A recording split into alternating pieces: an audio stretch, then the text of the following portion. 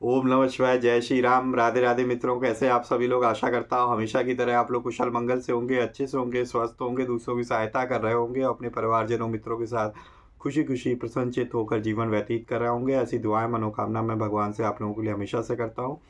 मैं अंकित आप सभी लोगों का आपके अपने चैनल में हार्दिक स्वागत करता हूँ, अभिनंदन करता हूँ। दोस्तों, आज आपके सामने फिर से प्रस्तुत हूँ। आज हम लोग जिस पुस्तक के बारे में चर्चा करेंगे, हम लोग ने लास्ट वीडियो में देखा था कि पुराण विमर्श और पुराण दिग्दर्शन के बीच में क्या डिफरेंस है, कौन सी पुस्तक हमें लेनी चाहिए। ठीक है, जो कि पुराण से रिलेटेड जितने भी मतभेद हैं, ठीक है, उनका वो पुस्तक समाधान करती है। ठीक है, जो पंडित माधवाचार्य शास्त्री की है पुराण दिग्दर्शन, और पुराण विमर्श जो है वो चौखंबा प्रकाशन से आती है। ठीक है, तो उसका अगर आप कंपैरिजन वीडियो देखना चाहते हैं तो वीडियो सेक्शन में जाइए, और जो है लास्ट वीडियो ये होगी, इससे पहले वाली वीडियो आप जाके उसको ज़रूर देखें। ठीक है, बहुत ही अच्छी डिटेल में मैंने उसका कंपैरिजन करके बताया हुआ है दोनों बुक को दिखाकर। ठीक है, तो आप ज़रूर देखें। आज हम लोग बात करेंगे उसी संदर्भ में, आज हम लोग देखेंगे वेदों के बारे में। तो वेदों से रिलेटेड जो भी मतभेद है वो, और वेदकालीन जो भी हमारे पास भारतीय संस्कृति और परंपरा थी उस समय, ठीक है, तो उसके बारे में इस पुस्तक में चर्चा में पूरी डिटेल दी हुई है। और वेदों से रिलेटेड जो भी मतभेद हैं और बहुत सारे प्रश्न हैं, ठीक है, उनका भी इसमें पंडित माधवाचार्य शास्त्री द्वारा जो है समाधान किया गया है। ठीक है, इस पुस्तक का नाम है वेद दिग्दर्शन। ठीक है, जो पंडित माधवाचार्य शास्त्री जी ने ही लिखी हुई है, जो कि वेदों के बारे में महत्वपूर्ण जानकारी आपको प्रोवाइड कराती है। ठीक है दोस्तों, तो ये चीज़ डिटेल है। तो चलिए आइए बिना देर करते हुए आज हम इस पुस्तक के बारे में डिटेल में जानेंगे, कैसी पुस्तक है, क्या है और कौन कौन से टॉपिक है। ठीक है, को टॉपिक में जो डिटेल में दिया हुआ है वो किस तरीके से इसमें समझाई हुई है, उससे व्याख्या किस तरीके से की हुई है। तो चलिए बिना देर करते हुए हम लोग स्टार्ट करेंगे। सर्वप्रथम हम लोग गणेश जी का आह्वान करेंगे, उसके बाद स्टार्ट करेंगे। वक्रतुंड महाकाय सूर्यकोटि समप्रभा निर्विघ्नं कुरु मे देव सर्वकार्येषु सर्वदा। जय श्री गणपति बप्पा मोरया। त्वमेव माता च पिता त्वमेव बंधु च सखा त्वमेव विद्या द्रविणं त्वमेव सर्वं मम देव देवो। जय श्री गणेशाय नमः। तो दोस्तों, पहली बात तो ये पुस्तक बहुत ही दुर्लभ पुस्तक है। ठीक है, ये मैंने एक्जोटिक इंडिया से ही ऑर्डर की थी। ठीक है, तो प्लस जो भी इसका मूल्य है उसमें प्लस मैंने जो है शिपिंग चार्ज भी इसका दिया हुआ था, तो थोड़ी मुझे महंगी ही पड़ी। और ये रेयर पुस्तक है पर बहुत ही बढ़िया। पंडित माधवाचार्य शास्त्री जो शास्त्र महारथी हैं, उनके द्वारा लिखी गई है, और उनके द्वारा जितनी भी लिखी हुई पुस्तक मैंने अभी देखी है वो बेस्ट पुस्तक है। ठीक है, नो डाउट अनफॉर्चुनेटली अब जो है वो हमारे बीच में नहीं है, पर उनका जो माधव पब्लिकेशन हाउस है, ठीक है, वो अभी इन पुस्तकों की पब्लिशन नहीं कर रहा है, नहीं प्रकाशित कर रहा है। दोस्तों, क्या रीज़न है वो पता नहीं है इनका। अगर फ़ोन भी करो तो कभी किसी दिन फ़ोन उठ भी जाएगा, उसके बाद फिर फ़ोन स्विच ऑफ हो जाता है, हमेशा स्विच ऑफ ही रहता है। तो चलिए इसको हम लोग देखते हैं। तो ये दोस्तों वेद दर्शन, वेद प्रणिहितो धर्माः, वेद वेदांत, उपनिषद, सूत्र, आरण्यक एवं ब्राह्मण ग्रंथों के सर्वांगीण परिचय के साथ साथ वेदकालीन सभ्यता तथा संस्कृति का शोधपूर्ण विवेचन। और यहाँ पे देख सकते हो वेद पुरुष भगवान श्रीमन नारायण, वेदो नारायण साक्षात। तो आप देख सकते हो इस तरीके की का ये इसका कवर है। तो दफ्ती इसकी मोटी है, बहुत ज़्यादा मोटी तो नहीं है इसके कवर की। अब यहाँ देख सकते हो, यहाँ पे भी जो है वेद दिग्दर्शन लिखा हुआ है, और यहाँ पे पब्लिशन का लोगो दिया हुआ है दोस्तों, ये आप देख सकते हो। और ये कुछ इतनी मोटी पुस्तक है दोस्तों। पीछे आप देख सकते हो माधव विद्या भवन पब्लिकेशन है, उसका पुस्तक लिखा हुआ है, जो कि पुरानी गुप्ता कॉलोनी दिल्ली में है। और यहाँ पे देखिए अंदर चलते हैं तो बाइंडिंग है। तो पहले एक ब्लैंक पेपर लगाया हुआ है इसकी बढ़िया जल्द के लिए, बाइंडिंग के लिए। और फिर यहाँ पे देखिए, यहाँ पे आप देख सकते हो वेद दिग्दर्शन, लेखक हैं पंडित माधवाचार्य शास्त्री, साथ साथ महारथी हैं पंडित श्रीकांत शास्त्री जो वेद भाष्यकार हैं, और पंडित प्रेमाचार्य शास्त्री जी जो शास्त्रार्थ पंचानन है। भूमिका किनकी है? अनंत श्री विभूषित स्वामी श्री अनुरुद्धाचार्य वेंकटाचार्य महाराज जी की, जो धर्म चक्रोदय पीठाधीश्वर हैं। पब्लिकेशन है माधव विद्या भवन, जो कि पुरानी दिल्ली में है। और यहाँ पे देखिए वेद दिग्दर्शन बाय पंडित माधवचार्य शास्त्री, शास्त्रार्थ महारथी पंडित श्रीकांत शास्त्री जी, वेद भास्कराय। और यहाँ पे पंडित प्रेमानंद शास्त्री, ठीक है। पंचानन है ये, शास्त्रा पंचानन। और प्राइस देख सकते हो 100 रुपये है। तो अगर आपको ये शॉप पे इजीली अगर आपको दोस्तों अवेलेबल हो जाती है तो इसका 10% तो एटलीस्ट आपको मिनिमम देगा ही देगा, ठीक है। बट बहुत ही दुर्लभ पुस्तक है ये दोस्तों। सोचा आप लोगों को दिखाऊं, क्योंकि मैंने ये इस पे अपने पढ़ने के लिए मंगाई है दोस्तों। तो यहाँ पे जो है ब्रजेश कौशिक ये पब्लिशर है, प्रिंटर जो है कृष्ण चंद है। और यहाँ पे देखिए, यहाँ पे वेद दिग्दर्शन पुरस्कृत है, 1100 रुपया पारितोषिक। क्योंकि एक्चुअली क्या है, इस पुस्तक को पुरस्कृत किया है जो कि जगत गुरु श्री रामानुजाचार्य भगवद्गीता धर्म चक्रोदय पीठाश्वर श्री स्वामी अनिरुद्धाचार्य वेंकटेश्वर में। तो उन्होंने इस पुस्तक को देखा है, जो कि यहाँ पे जैसे लिखा हुआ है इनकी भूमिका है। तो माधवाचार्य जी ने इनको पुस्तक भेंट की थी और इनसे फीडबैक मांगा था। तो इन्होंने उस पर 1100 रुपये पारितोषिक इनाम के तौर पे दिया था, उनको पुस्तक इतनी मिली। और इन्होंने और भी धर्म दिग्दर्शन जो एक क्यों करके आती है पूर्वाध उत्तरार्ध, उसको भी पुरस्कृत किया 1100 रुपये दे के। आगे चलते हैं दोस्तों। तो यहाँ पे देख सकते हैं आप वेद शब्द की निरुक्ति कैसे हुई है, वो है वेद कौन है। और बहुत ही छोटे छोटे से जो प्रश्न हैं जो हम लोग के मन में आते हैं वेद से रिलेटेड, वो इसमें जैसे कि मन प्राण वाक तत्व वेद क्यों है। पहले दोस्तों बता दूं, वेद जो है अपने अपने खुद से पढ़ने की चीज़ नहीं है। इसके लिए जब तक गुरु ना हो तब तक आपको ये समझ में नहीं आएगी, ठीक है। तो पर ये पुस्तक ऐसी है कि इसको अगर आप पढ़ना चाहते हो पढ़ सकते हैं। थोड़ी भाषा क्लिष्ट है, एक बार में तो सारी चीज़ें आपको नहीं समझ में आएंगी, पर आप अगर 2 से 3 बार पढ़ोगे तब आपको कुछ कुछ समझ के समझना स्टार्ट होगा, ठीक है। पर एक बार में तो आपको हो सकता है ना समझ में आए, पर जो विद्वान है ऑलरेडी कई सारे बुक्स का अध्ययन कर चुके हैं, उनको समझ में आ सकती है ये पुस्तक एक बार में भी, पर पूरी तो नहीं समझ में आएगी, ठीक है। और यहाँ पे हम देखते हैं विषय सूची देख लीजिए।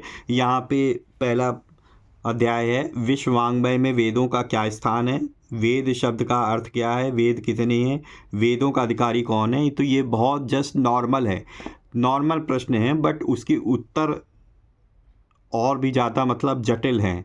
मतलब लग तो रहा है कि देखने में प्रश्न सिंपल से हैं, बहुत साधारण से हैं, पर इस साधारण प्रश्न में उत्तर जो है ना वो बहुत अच्छा छुपा हुआ है। और यहाँ पे वेदों की रचना कब हुई, वेदों की रचना किसने की, वेदार्थ निर्णय कैसे, परंपरा का महत्व। और तृतीय मंडल है पाश्चात्य वेदिज्ञों के वेद संबंधी कार्य, पाश्चात्य पद्धति की समीक्षा। चतुर्थ मंडल में भारत में वेदानुशीलन। यहाँ पे देखिए दोस्तों, वैदिक साहित्य क्या और कितना, शाखा क्या है, वैदिक वाङ्मय की इयत्ता के आंकड़े, ऋग्वेद संहिता, शुक्ल यजुर्वेद, कृष्ण यजुर्वेद, सामवेद, अथर्ववेद, ब्राह्मण ग्रंथ क्या है, ब्राह्मण ग्रंथों का प्रतिपाद्य, उपलब्ध मुख्य ब्राह्मण ग्रंथों का परिचय क्या है, आरण्यक क्या है, उपनिषद साहित्य क्या है, ऐतिहासिक विवेचन क्या है। षष्ठ मंडल है वेदांग कितने हैं और उनका क्या महत्व है, शिक्षा, कल्प, व्याकरण, छंद, निरुक्त और ज्योतिष। वेद और धर्मशास्त्र, सामान्य धर्म, वर्णाश्रम धर्म, संकर जातियों और उनकी आजीविका, स्त्री धर्म, प्रायश्चित, राज्य संस्था, व्यवहारिक बातें, वेद और पुराणों में क्या संबंध है। तो ये अच्छा टॉपिक है। और यहाँ पे वेदों के बहिरंग मौलिक तत्व क्या है, ये 7वें मंडल में आता है। वैदिक भाषा कैसी है, अष्टाविकृति क्या है। 8वें मंडल में वेदों की साक्षात्कार भूमि और तत्रत्य संस्कृति सभ्यता आदि का विवेचन। और वेदकालीन सभ्यता का विस्तार कहाँ कहाँ हुआ है वो दिया हुआ है इसमें। फिर नवम मंडल है दोस्तों, वैदिक देवतावाद क्या है, क्या विद्वान मनुष्य ही देवता हैं, क्या देवता मनुष्यों से भिन्न हैं, देवता कैसे होते हैं, देवता कितने होते हैं, ये सारी डिटेल दी है। फिर हमारे पास पृथ्वी स्थानीय देवता, अंतरिक्ष स्थानीय देवता, द्यू स्थानीय देवता। फिर दशम मंडल जो कि लास्ट मंडल है, और वैदिक समाज व्यवस्था कैसी थी कृतयुग में, त्रेता युग में और कलयुग में। फिर यहाँ पे वेदों में भूत भविष्यत्कालीन क्रियाएं, वेदों के प्रमाणों का युगों से संबंध, वैदिक संस्कृति का समस्त विश्व में विस्तार, आधुनिक दृष्टि से वैदिक समाज व्यवस्था और परिशिष्ट।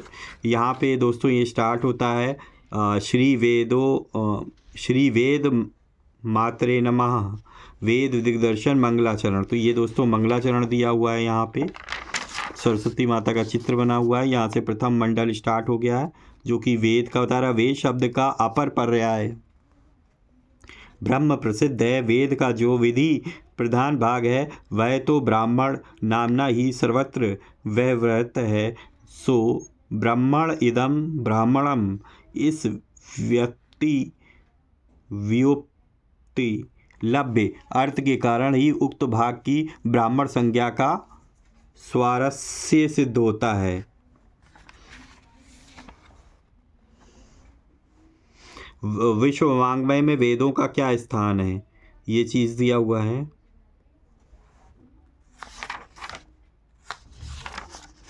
यहाँ पे देख सकते हो, तो फॉन्ट भी ऐसे बहुत ज़्यादा छोटे नहीं है कि पढ़ने में ना आए।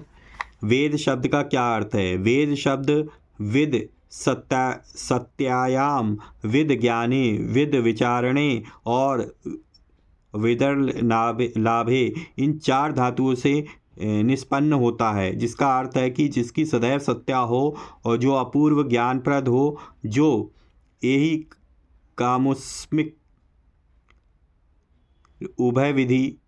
उभयविध विचारों का कोश हो और जो लौकिक और लोकोत्तर लाभप्रद हो, ऐसे ग्रंथ को वेद कहते हैं। वेदों में सत्ता, ज्ञान, विचार और लाभ, ये चारों गुण विद्यमान हैं। हम क्रमशः उक्त चारों गुणों पर विशेष विचार उपस्थित करते हैं। सत्ता, ईश्वरवादी सभी संप्रदायों में ईश्वर अनादि और अनंत परिग्रहित है। वेद भगवान की वाणी है, अतः वह भी अनादि और अनंत है। मनु जी कहते हैं कि अनादि निधना नित्या वागुत्सृष्टा स्वयंभुवा, ये मनुस्मृति से लिया गया है दोस्तों। तो इसमें उल्लेख भी दिया गया है कि कौन सा श्लोक या दोहा कहाँ से लिया गया है।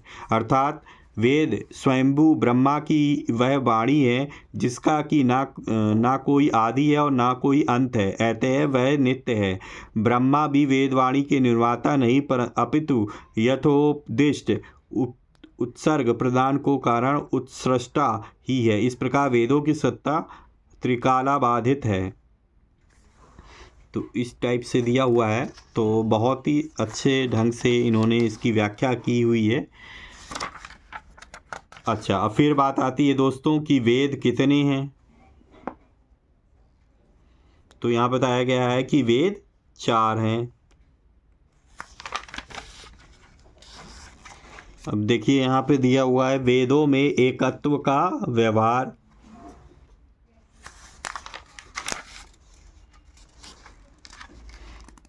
और ये देखिए 5 वेद, ये यहाँ पे श्रुति भगवती दृष्टि विशेष के कारण वेदों का 5 होना भी प्रकट करती है। श्लोक से पता चलता है कि 5 वेद हैं।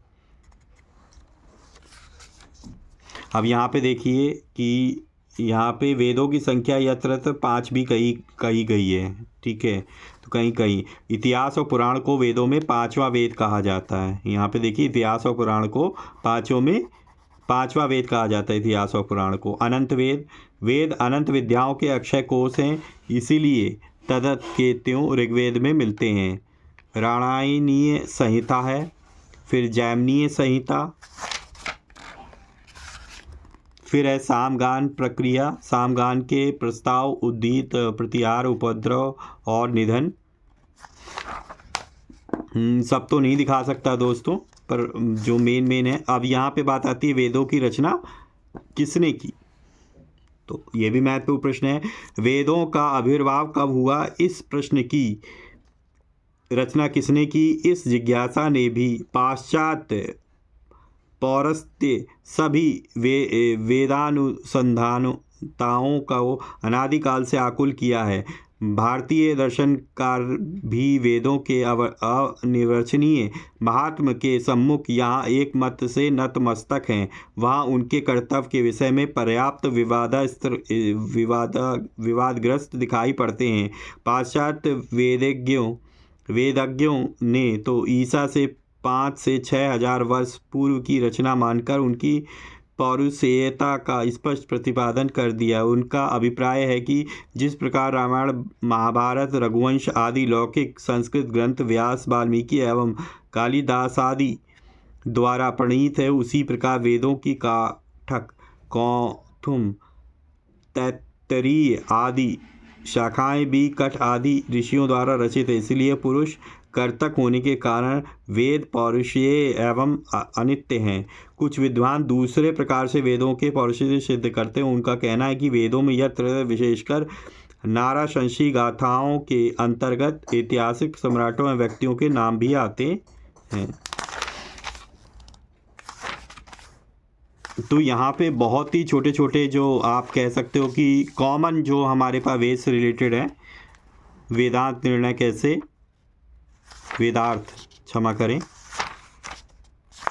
तो कॉमन प्रश्नों के साथ साथ कुछ गंभीर प्रश्न भी हैं इसमें दोस्तों।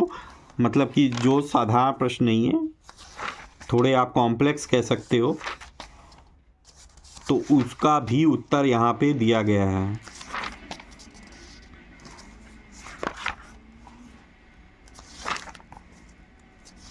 थोड़ा क्लिष्ट है बस दोस्तों, आपको एक बार में नहीं समझ में आएगी। और वैसे अगर गुरु हो तो आपको गुरु की कृपा से आप इजीली इसको समझ सकते हैं। पर ये बहुत अच्छी पुस्तक है। थोड़ा बहुत तो आपको समझ में आएगा ही, ऐसा नहीं है कि बिल्कुल ही ना आए।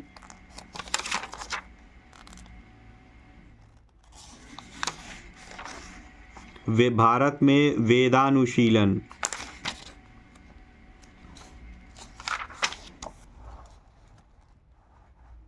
यहाँ पे जो प्रमुख कतिपय प्रमुख पदपाठ प्रणेता आचार्यों को संक्षिप्त परिचय दिया है। जैसे महर्षि शाकल्य हैं, रावण हैं। रावण देखिए, हम यहाँ पे ऋग्वेद के ऊपर रावण का भी पदपाठ उपलब्ध होता है। अनेक स्थलों पर इनका भी महर्षि शाकल्य से मतभेद पाया जाता है। विद्वानों में रावणकृत पदपाठ को बहुत प्रामाणिक कोटि में परिणत किया जाता है। तो ये भी है कि यहाँ पे देखिए पद पाठ मतलब वेद में से रिलेटेड, मतलब रावण का भी योगदान है। आत्रेय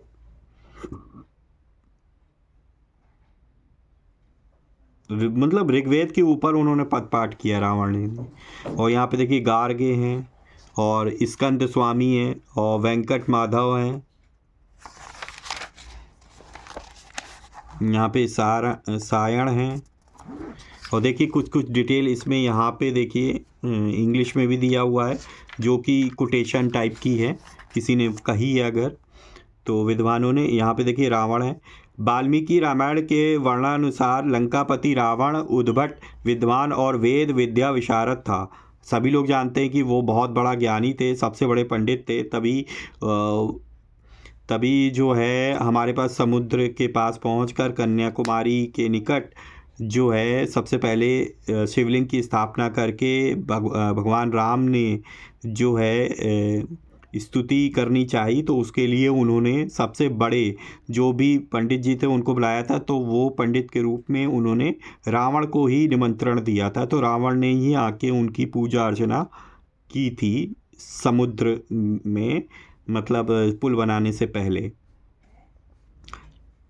भगवान शिव की आराधना की। परंतु इस विषय पर अभी गंभीर विवाद है कि भाष्य रचयिता रावण लंका प्रतिपति रावण है या अन्य कोई रावण।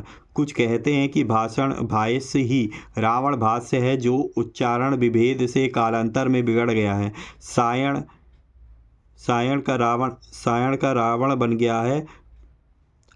प्रोफेसर हॉल ने उपलब्ध रावण भाष्य का कुछ अंश प्रकाशित भी किया। उसे देखने में दोनों भाष्यों का पर्याप्त पार्थक्य ज्ञात हो जाता है। सायण ने अपना भाष्य आधिदैविक पक्ष का आध्यात्मक पक्ष को लिए हुए हैं, परंतु जो भी हो रावण भाष्य भी विविधता में किसी प्रकार कम नहीं है। उसमें वर्णित आध्यात्मिक रहस्य सर्वथा अपूर्व है। यजुर्वेद पर रावण का भाष्य अनुपलब्ध है, मतलब आप मिलता ही नहीं है आपको रावण का भाष्य यजुर्वेद पे। ऋग्वेद पे तो आपको मिल जाएगा, पर यजुर्वेद पे नहीं इतना। यहाँ पे देखिए आप, वैदिक साहित्य और कितना, वैदिक साहित्य विभाग यहाँ पे दिया हुआ है, शाखा विभाग। ये संक्षेप में यूँ कह सकते हैं, अथर्ववेद का मुख्य ब्राह्मण गोपथ है। ठीक है, यहाँ पे देखिए अब अथर्ववेद में बताया कांड 20 सूक्त 760 यहाँ पे लिखा हुआ है सूक्त, और यहाँ पे 708 लिखा है। मंत्र 6 सहस्त्र हैं, जिनमें बहुत से ऋग्वेदोक्त भी हैं। अथर्ववेद की 9 शाखाएं, जिनके पिप्पलाद, शौनकीय, दामोद, तोतायन, जापल, ब्रह्म, पालाश, कुनक, देवदर्शी और चारण आदि नाम हैं। अब यहाँ पे देखिए सारांश संक्षिप्त में क्या है। ऋग्वेद की खिलपाठ सहित मंत्रों की संख्या 10,552 है। शुक्ल यजुर्वेद में मंत्रों की संख्या 1,975 है। सामवेद की मंत्र संख्या 1,873 है। अथर्ववेद की मंत्र संख्या 6,000 है। चारों वेदों की मंत्र संख्या सर्वयोग 20,400 है। तो देखिए बहुत ही महत्वपूर्ण जानकारी दी हुई है। अगर आपको सब नहीं पढ़ना है तो मेन चीज़ें इसमें से जो लगती है कि कॉमन चीज़ें हैं, साधारण चीज़ें हैं, साधारण क्वेश्चंस हैं, उसके आंसर्स तो आपको पढ़ ही सकते हैं। तो वेदों के बारे में आपको जो है थोड़ी बहुत नॉलेज हो जाएगी, क्या चीज़ है, कैसे है, किसने लिखा, क्या है, किसमें कितने श्लोक हैं।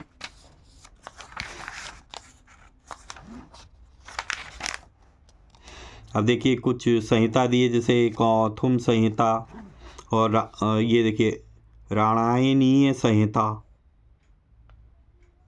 और यहाँ पे जैमिनीय संहिता, यहाँ पे समगान प्रक्रिया,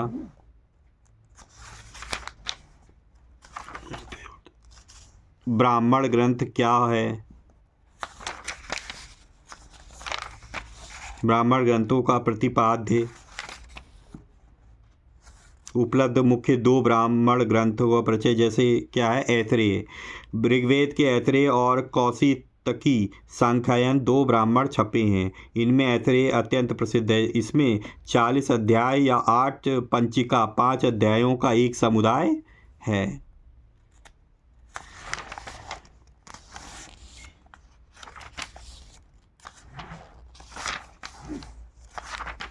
यजुर्वेद के आरण्यक, आप देखिए यहाँ पे बात आती है उपनिषद क्या है। ठीक है, अब ये बात आती है कि उपनिषद किसे कहते हैं। उपनिषद शब्द की निष्पत्ति उपसर्ग पूर्वक सद धातु से होती है। इस धातु का अर्थ है विनाश, गति एवं शिथिलता। उपनिषद शब्द में यह सभी अर्थ विद्यमान रहते हैं। फलता इसका अर्थ हुआ वह ज्ञान जिसके अनुशीलन से अविद्या का नाश हो जाए, ब्रह्म की प्राप्ति गति हो जाए और मनुष्य के गर्भ वासादिक दुख सर्वथा शिथिल अवसादन हो जाएं। कुछ व्याख्याकारों ने उपगम्य निषीदते ब्रह्म के समीप ले जाकर बैठा देने वाली ऐसा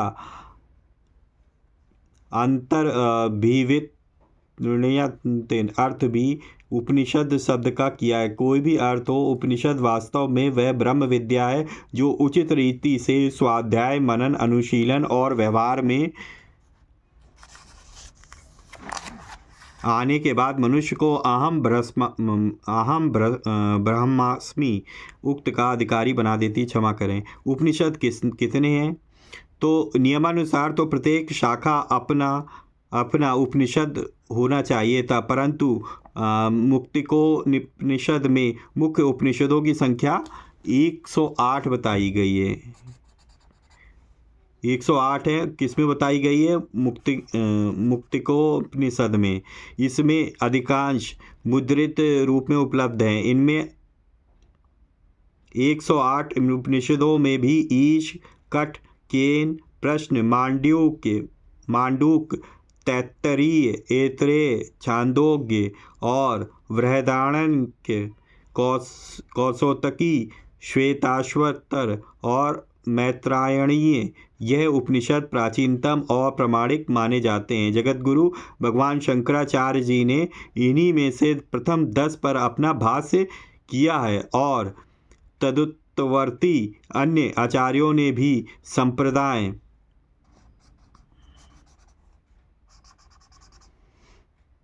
संप्रदायानुसार प्रायः इन्हीं की व्याख्या की है। इन 13 के अतिरिक्त अन्य उपनिषद विष्णु जी, भगवान विष्णु, शिव, शक्ति, गणपति, श्री राम, श्री कृष्ण आदि तत्तद देवता एवं अवतार विषयक हैं और उन्हें तांत्रिक उपनिषद कहा जाता है।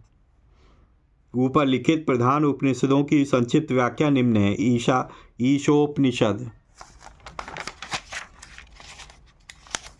ईशोपनिषद, फिर है कठोपनिषद, फिर है केनोपनिषद, फिर है प्रश्नोपनिषद, फिर है मांडुक्य और फिर है मुंडक। इसके बाद है तैत्तरीय,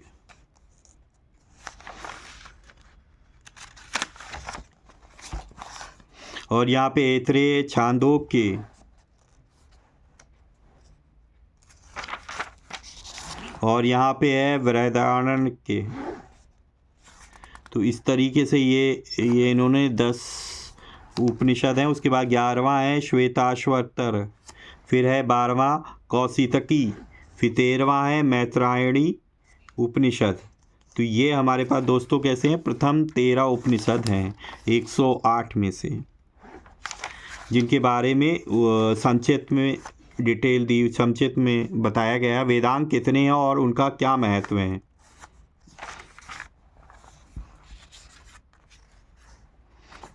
ठीक है, तो इस तरीके से दी हुई है यहाँ पे चीज़ें, बहुत ही बढ़िया। अगर आप लोग कमेंट में बताइएगा क्या मुझे इसके लिए, इस बुक के लिए कोई सीरीज़ लेके आनी चाहिए, इसके बारे में आपको डिटेल व्याख्या उपनिषद के बारे में, वेदों के बारे में, वेदांग के बारे में, वेद और धर्मशास्त्र मतलब लानी चाहिए। आप अपना जो भी आपके विचार हो प्लीज़ कमेंट बॉक्स में लिखिए। अब यहाँ पे देखिए वेद और पुराण में क्या संबंध है।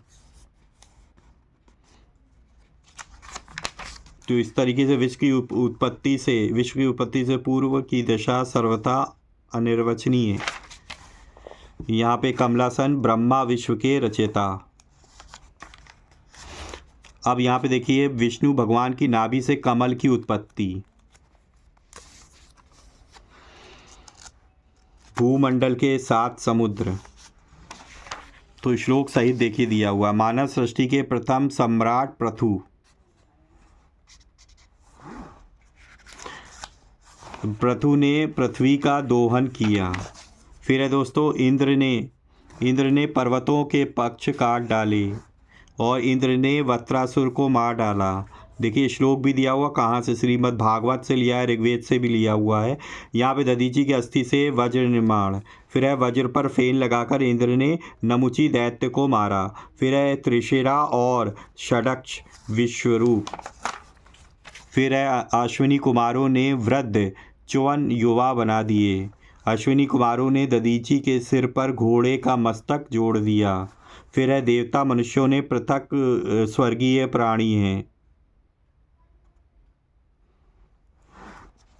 और फिर यहाँ पे देखिए मृतक प्राणी पितृलोक में जाते हैं। यमराज, यम के दूत और नरक। फिर देखिए यमलोक में गोदान ही एकमात्र सहायक होगा। फिर देखिए लोकांतर गमन और परकाय प्रवेश। फिर है दोस्तों मंत्रों द्वारा वशीकरण, मोहन, उच्चाटन और मारण। फिर यहाँ पे देखिए बुरे सपनों के परिणामों को दूर करने के उपाय। फिर पाषाण की मूर्ति और उनके द्वारा भगवत पूजन। यहाँ पे देखिए अपनी पुत्री सरस्वती के पीछे ब्रह्मा का अनुगमन। तो यहाँ पे देखिए मतलब बिल्कुल वेदों का और भागवत गीता का यहाँ पे श्लोकों का रेफरेंस दिया हुआ है, फिर उसका व्याख्या भी दी हुई है। ब्रह्मा के जघन में असुरों का प्रादुर्भाव और दुष्चरित्र। फिर देखिए विष्णु द्वारा मोहिनी रूप में असुरों की वंचना। और ये देखिए वामन पुराण द्वारा भगवान विष्णु ने वामना अवतार में भगवान विष्णु ने 3 कदम से ब्रह्मांड नापा। फिर देखिए पीपल विल्ब नीम आदि वृक्षों में देवताओं का निवास। सगर के 60,000 पुत्र। मनुष्य दीर्घ जीवी और अमर भी हो सकता है। 14 मनवंतरों का मौलिक बीज। दूध दही मधु और सुरा आदि के समुद्र। और ये देखिए वेदों के बहिरंग मौलिक तत्व। वैदिक भाषा कैसी है? पाश्चात्य प्रणाली से एक अध्ययन है। ये देखिए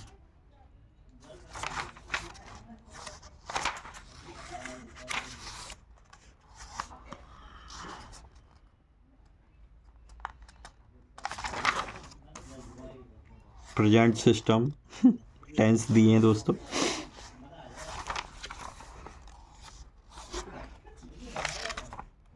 तो ये इस तरीके से दिया हुआ है दोस्तों। अष्टावक्रति क्या है? वेदों की साक्षात्कार भूमि और तत्रत्य संस्कृति सभ्यता आदि का विवेचन।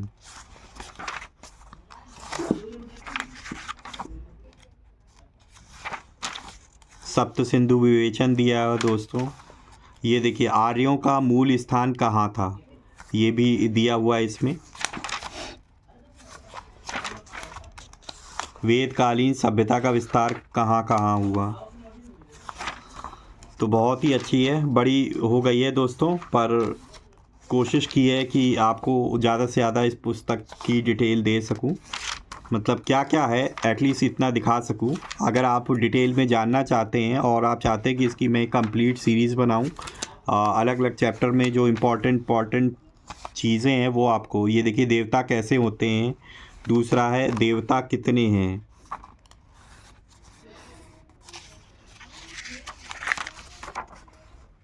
देखिए पृथ्वी स्थानीय देवता, अग्नि, सोम, और यहाँ पे पृथ्वी, इंद्र, ये पृथ्वी है। फिर अंतरिक्ष स्थानीय देवता में आते हैं इंद्र,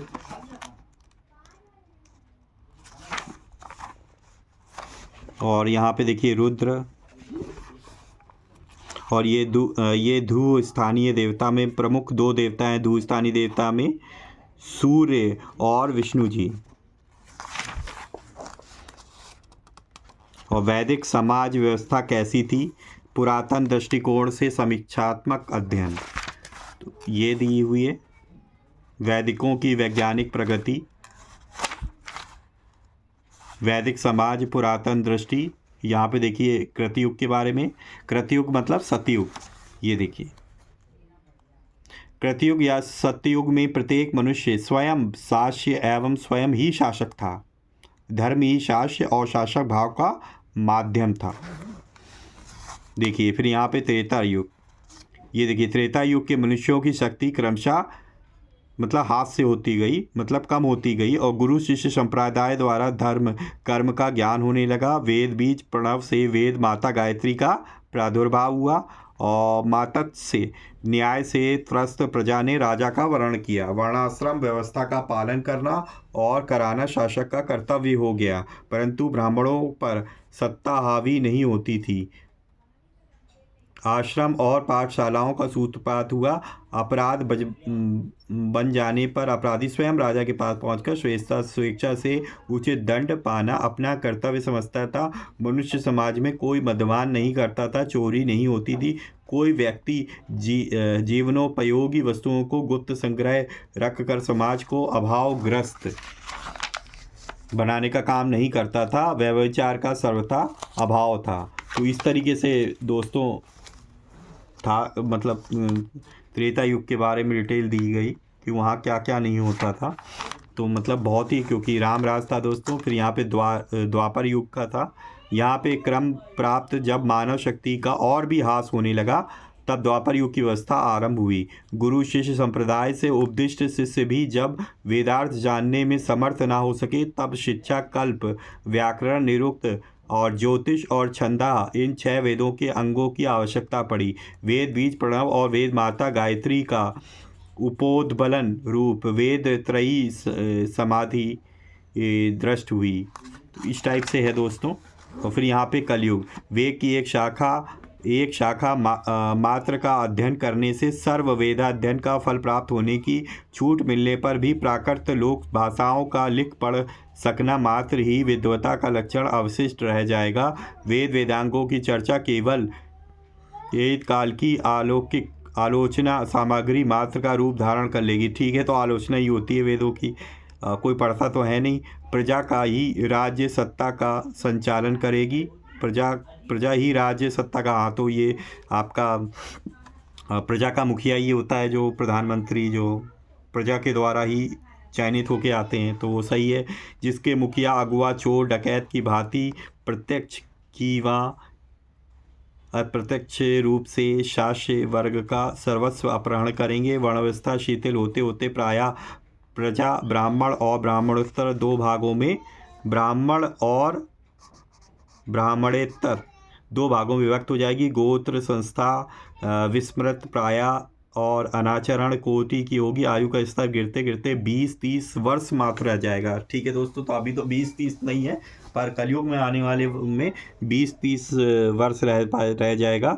और भौतिक शस्त्र शास्त्र की बाढ़ से अनिश्चित जीवन की स्थिति व्याप्त होगी। धर्म और नीति नाम की वस्तु का उत्तरोत्तर अभाव हो जाने के कारण आतंक और अविश्वास के वातावरण में दम घुटने जैसे हालात अनुभूत होंगे।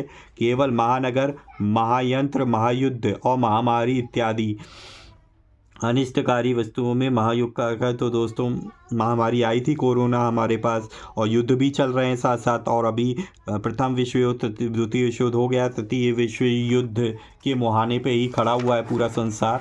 तो यह आप देखिए, वेदों में भूत भविष्यकालीन क्रियाएं, देखिए वेद प्रमाणों का युगों से संबंध, वैदिक संस्कृति का समग्र विश्व में विस्तार। तो इस टाइप से दोस्तों हैं वर्ण व्यवस्था, वर्ण आश्रम व्यवस्था। तो ये इस तरीके से दिया हुआ है। तो बहुत ही अच्छी पुस्तक है, बहुत ही, मतलब यहाँ देखिए पुराण भी सहमत, वेद तत्वात्मक है, इसमें पद्म पुराण एवं विष्णु धर्मोत्तर आदि पुराण भी सहमत है। ठीक है, तो यहाँ पे देखिए ये विष्णु धर्मोत्तर पुराण के 2 श्लोकों में इसका विश्लेषण किया है। प्रथम श्लोक में देवा वेदाः से तत्वात्मक वेद अभिप्रेत है। दूसरे श्लोक में वेद शाखा से शब्दात्मक वेद अभिप्रेत है। यहाँ पे दर्शन भाषा में भेद बताया गया है, शब्दात्मक भेद।